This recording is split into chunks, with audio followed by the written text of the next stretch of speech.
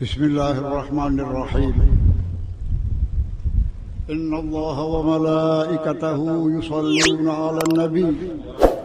Allahumma salli wa sallim wa barik alaihi wa ala alihi wa sahbihi. Saudara hadirin sekalian, meskipun hari ini merupakan hari yang terakhir atau hari-hari yang terakhir daripada bulan Rabiul Awal, bulan kelahiran Rasulullah sallallahu alaihi wasallam, namun di sana sini masih terus dilangsungkan upacara peringatan Maulid Nabi sallallahu alaihi wasallam, masing-masing menurut caranya dan masing-masing ala kadar kesanggupannya. Dalam peringatan Maulid Nabi selama hampir sebulan ini, hampir tidak bisa menampung seluruh aspirasi umat Islam yang ingin menyatakan rasa isyq, mahabbah, serta syukur akan kelahiran junjungan umat Muhammad SAW. Di dalam memperingatan Maulid Nabi ini biasanya tampil para da'i, para muballigh menguraikan sekeliling kehidupan Rasulullah SAW. Masing-masing menurut kesanggupannya dan masing-masing menurut kapasitasnya. Saya sendiri sudah berkali-kali mengisi peringatan Maulid Nabi berbicara soal sejarah kehidupan Rasulullah SAW yang merupakan inspirasi yang tak kunjung kering. Tiap dicutat, tiap dibicarakan, tiap itu pula timbul hal-hal baru. Dalam kesempatan sekarang ini saya tidak akan mengulangi tentang sejarah kelahiran Rasulullah SAW yang sudah tentu Anda banyak mengetahui berbagai macam segi dan aspeknya. Tapi saya akan membawa suatu tema. Tema itu berupa dialog antara Rasulullah SAW dengan seorang sahabatnya. Walaupun dialog itu berlangsung sudah hampir 15 abad, tapi isinya, kandungannya tetap relevan untuk kita merenungkan, mengamalkan, serta menghayati isi dan kandungan dialog tersebut. Imam Bukhari dan Muslim dalam kedua kitab sahihnya menceritakan dan meriwayatkan tentang sahabat Hudzaifah ibnul Yaman.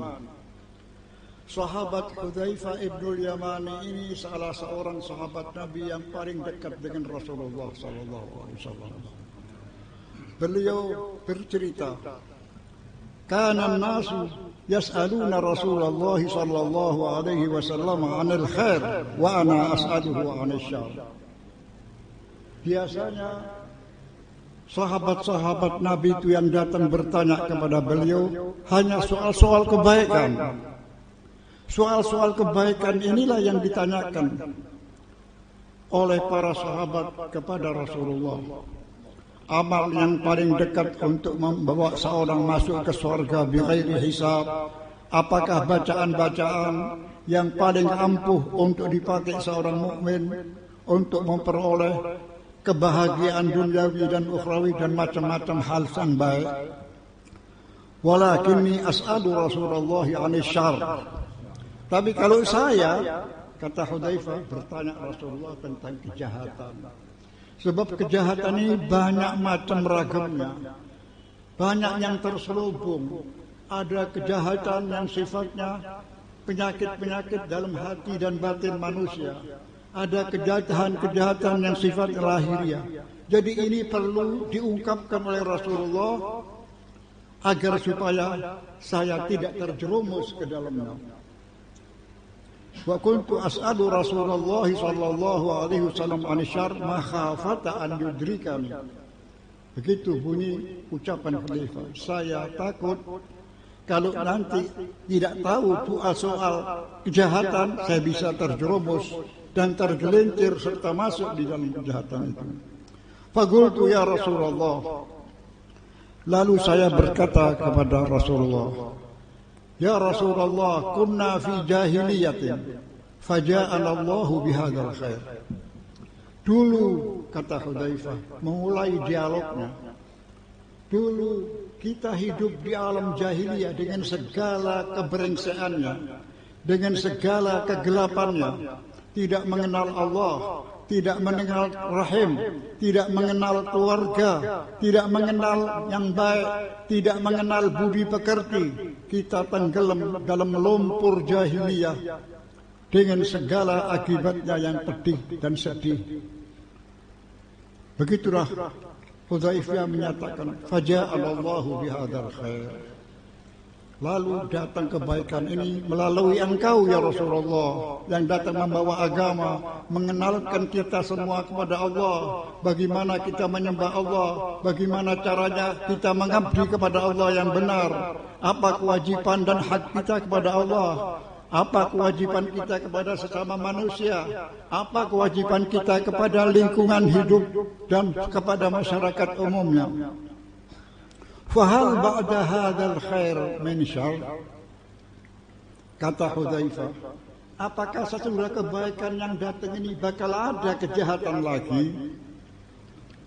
Nabi menjawab singkat, "Naam, ada, pasti." Itulah jawaban Rasulullah yang singkat. Artinya, tiap-tiap kebaikan pasti akan diiringi oleh kejahatan. Jadi mesti ada.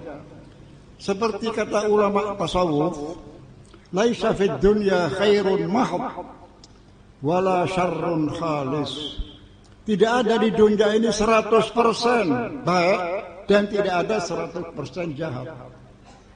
Keduanya saling silih berganti. Kalau ada kebaikan mesti disusul oleh kejahatan, karena itu adalah amal perbuatan manusia yang diberi oleh Allah, nafsu. Dan nafsu ini condong kepada kejahatan. Wa ma ubarri'u nafsi innan nafsa la'ammaratun bisu. Jadi kejahatan mesti ada. Ya Hudzaifah, seolah-olah begitu Rasulullah sallallahu alaihi wasallam. Hudzaifah masih terus bertanya, "Wa hal ba'da hadzal syarr min khair?" Sesudah kejahatan yang menyusul ini, apakah ada kebaikan lagi ya Rasulullah? Nabi mengatakan ada. Naam, wa fihi dakhan. Ada nanti kebaikan, tapi kebaikan itu sudah tidak murni lagi. Tidak seperti yang pertama kali, sudah tercampur dengan macam-macam ajaran. Nanti kalau sudah sepeninggal saya, akan terjadi perselisihan yang bermacam-macam. Akan timbul berbagai macam mazhab, akan timbul bermacam-macam aliran.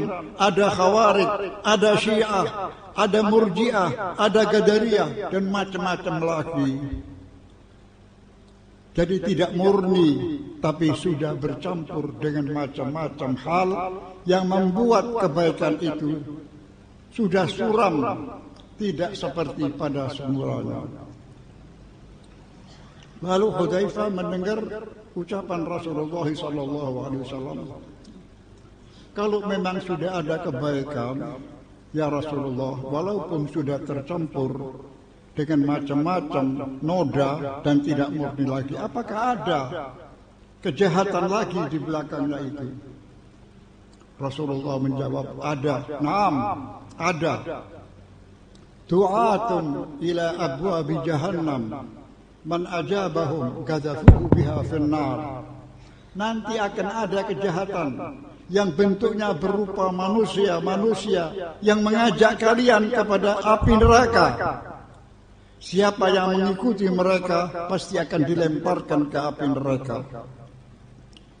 Itulah kata Rasulullah menerangkan dalam rangka nubuatnya Rasulullah yang akan dialami oleh umatnya di belakang hari sesudah beliau tidak ada. Qala Hudzaifah, sihhum lana ya Rasulullah. Coba ceritakan, du'atun ala abwabi jahannam, apa sifatnya, bagaimana dan siapa mereka itu? Galahum min bani jildatina wa yatakallamuna bi alsinatina.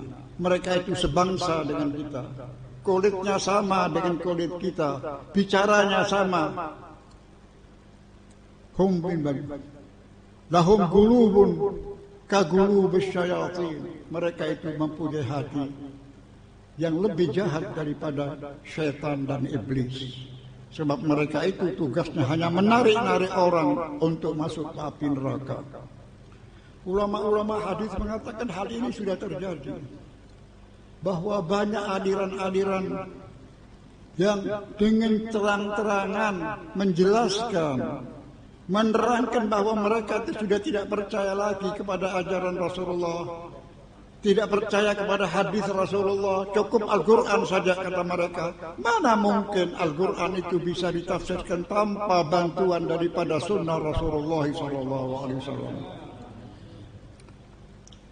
Lalu Hudzaifah masih bertanya lagi, "Famadza ta'muruna ya Rasulullah in adraktuhum?" Kalau saya dipanjangkan umur saya, lalu mengalami orang-orang yang semacam ini, mengalami zaman semacam ini, bagaimana pesan engkau ya Rasulullah? Rasulullah dengan tegasnya menyatakan, "Talzamu jama'atal muslimina wa imamahum." Jangan tinggalkan mayoritas Islam. Mayoritas Islam itu artinya kelompok Islam yang paling banyak, itu yang benar. Wa imamuhum, dan pemimpin mereka. Sebab Rasulullah SAW bersabda dalam hadis yang lain, "Lan tajtami'a ummati 'ala dhalalah." Umat saya tidak mungkin bersepakat dalam keadaan yang sesat. Jadi mayoritas al-aghlabiyah, al-aktsariyah inilah yang benar. Dan alhamdulillah semenjak beratus tahun mayoritas umat Islam adalah ahlus sunnah wal jamaah. Sampai detik ini umat Islam yang terbanyak di dunia, yang dipeluk oleh berbagai macam bangsa dan warna kulit, ini semua ahli sunnah wal jamaah. Dari kalangan ahli sunnah muncul beribu ulama-ulama dalam semua bidang ilmu pengetahuan agama. Ulama-ulama dalam tafsir Al-Quran, dalam ulumul Quran, dalam sunnah Rasulullah, dalam mustalahul hadis, dalam ilmu tauhid, beratus-ratus karya yang ditinggalkan oleh mereka itu. Jadi tidak mungkin mereka itu keliru. Yang keliru itu adalah golongan sempalan, golongan yang sudah pergi, yang dikatakan oleh Rasulullah SAW, "Innama ya'kulu dhi'bu minal ghanamil ghasiyah." Yang meninggalkan kelompok Islam itulah yang akan dimakan lebih dahulu oleh serigala-serigala. Oleh karena itu Rasulullah berpesan, jangan meninggalkan mayoritas Islam, jangan meninggalkan ahli sunnah wal jamaah, ini yang benar. Jangan Anda terpengaruh oleh aliran-aliran yang sesat dan menyesatkan.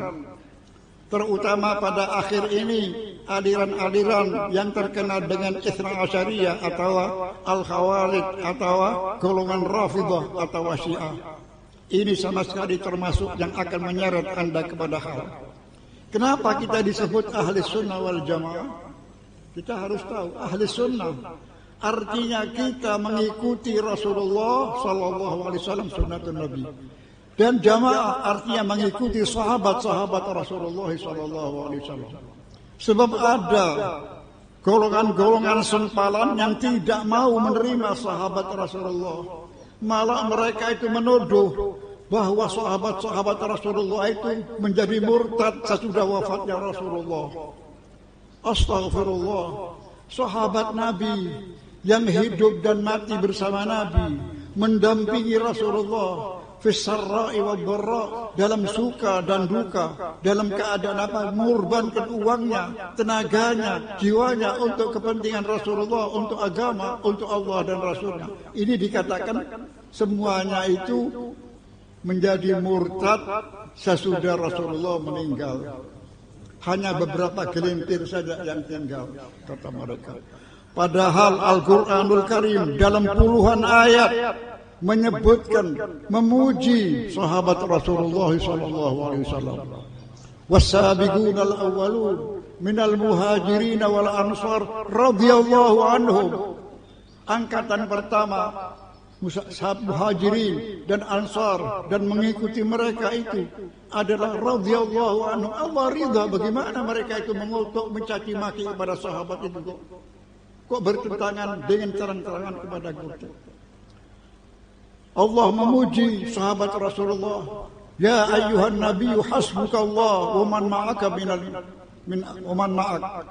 minal mu'minin. Ya baginda Nabi, cukup bagi kamu dan orang yang bersama kamu, yaitu sahabat Rasulullah. Allah memuji lagi dalam ayat Al-Quran, Muhammadun Rasulullah walladzina amanu ma'ahu asyidda'u 'alal kuffar ruhama'u bainahum tarahum ruk'an sujjadan yabtaghuna fadlan minallahi wa ridwana simahum fi wujuhihim min athari sujud dzalika mathaluhum fit taurat wa mathaluhum fil injili kazar'in akhraja shat'ahu fa'azarahu fastawa yu'jibu az-zurra'a liyaghidha bihi bil kuffar wa'adallahu alladhina amanu minhum wa 'amilus salihati maghfiratan. Banyaklah di ayat-ayat yang memuji. Innal ladzina yubayyi'unaka tahta asy-syajarati innama yubayyi'una Allah yadullahi fawqa aydihim. Ya bagaimana sahabat-sahabat Nabi yang begitu besar jasanya kepada Rasulullah, begitu Nabi meninggal katanya sudah murtad. Apa sebabnya? Kita mesti tanya. Karena ada soal-soal politik, sudah ditunggangi oleh soal politik. Kalau apa-apa itu ditunggangi oleh soal politik akan rusak. Agama dan politik tidak bisa cocok. Sebab politik itu kotor. Oleh karena apa kok mereka dituduh sampai murtad itu? Karena mereka tidak mendukung Imam Ali sebagai khalifah yang pertama. Karena ahli sunnah wal jamaah dan menyatakan bahwa tidak ada orang yang dipilih oleh Rasulullah untuk menjadi khalifahnya. Rasulullah hanya menyerahkan kepada umat Islam sebagai suatu permusyawaratan untuk memilih siapa yang disetujui. Al-Quran mengajarkan wa amruhum syura bainahum. Ini sebabnya. Tapi ahli sunnah wal jamaah mengakui bahwa Sayyidina Ali itu dipilih bukan karena dia dipilih oleh Rasulullah, tapi dia musyawarat sebagai khalifah yang keempat. Ini sebabnya mereka mengatakan bahwa Abu Bakar, Umar, Utsman kudeta. Kudeta bagaimana? Orang yang dilangsungkan secara musyawarat, dibaiat oleh golongan Ansar wal Muhajirin. Tapi karena politik itu kotor, tadi saya katakan, ya ini jadinya sampai berani mereka menentang Allah dan Rasulnya dan Al-Quran demi kepentingan politik. Jadi, lalu kembali kepada dialog Hudzaifah tadi. Ya Rasulullah, fa'illam najid fil muslimina jama'atun wala imam, famadza ta'muruni? Kalau seandainya dalam masyarakat Islam itu tidak ada mayoritas, seandainya tidak ada imam, lalu bagaimana kita harus bersikap dan berlaku?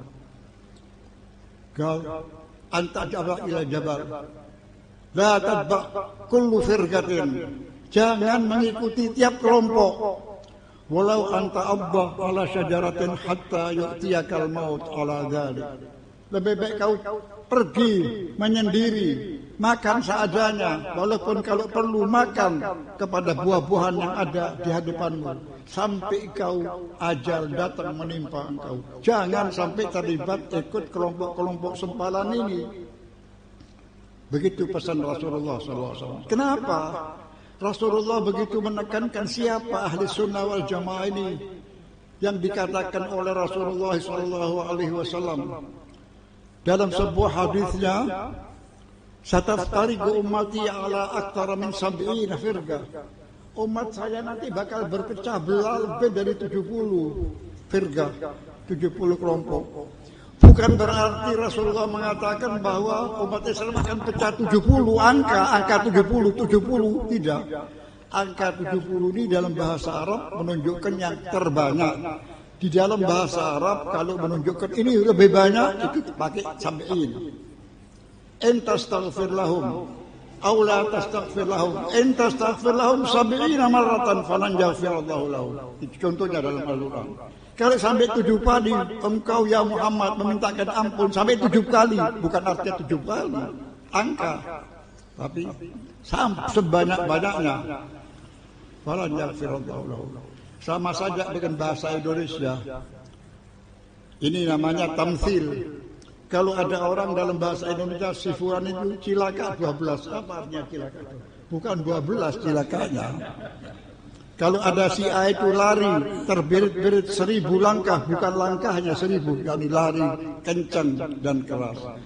Gambar aja begitu.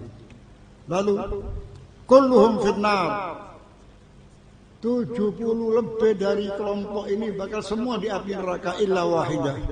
Kecuali satu. Siapa yang satu itu? Ma'anahi alaihi wa ashabi. Diterangkan.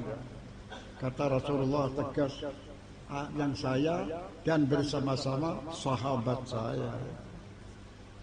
Dan ahli sunnah wal jamaah ini paling berada barisan pertama dengan Rasulullah dan sahabat-sahabat Rasulullah SAW. Maka dialog ini merupakan hal yang penting yang perlu disebarluaskan agar supaya kita masyarakat ahli sunnah wal jamaah yang di sekarang ini banyak digerogoti oleh kelompok-kelompok separatis, kelompok-kelompok sempelan, supaya mengerti kedudukannya sebagai ahli sunnah wal jamaah yang dikatakan oleh Rasulullah al-firqatun najiyah. Inilah yang dapat saya sampaikan pada saat ini karena majelis sudah terlalu panjang. Wassalamualaikum warahmatullahi wabarakatuh.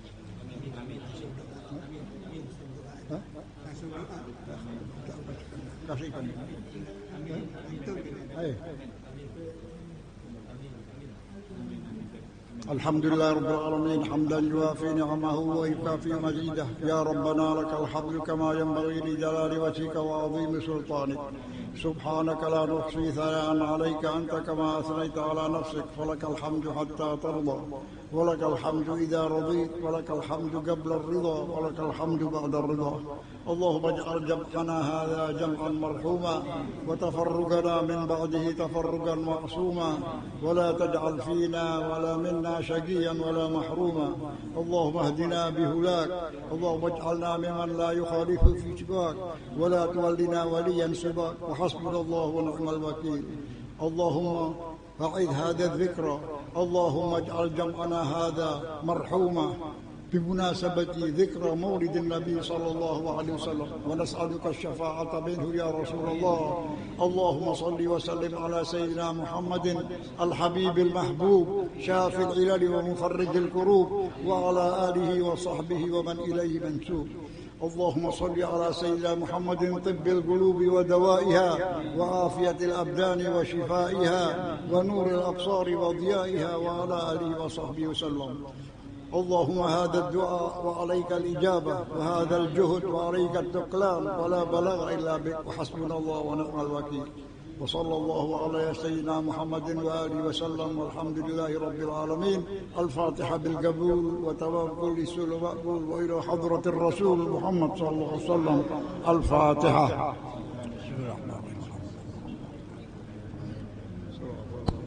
صراط الذين أنعمت عليهم ربنا تقبل منا إنك أنت السميع العليم رب اجعلني مقيم الصلاة ومن ذريتي ربنا وتقبل دعاء